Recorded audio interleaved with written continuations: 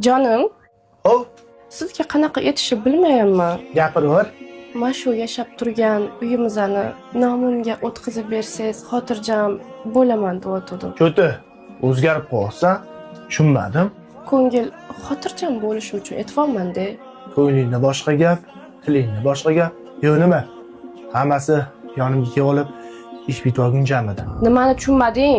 O'tkazib berasan deyapman. O'tkazib bermasam, nima qilasan? O'tkazib bermasang, mahallangga borib hali sharmanda edib chiqazaman. Hali kechki payt kelgunimcha uyni bo'shatib qo'ygan. Iflos. Hali kuningni ko'rsataman seni. Uyi mana shu edi shakil. Mana mashinasi ham turibdi-yu. Siz Bahodir akamlarni xotinlari bo'lsangiz kerak. Ha, Bahodir akangizlarning ayollari bo'laman. Qani nomard eringiz? 2 yil qiladigan ishini men bilan qilib tashib ketdi. Iflos.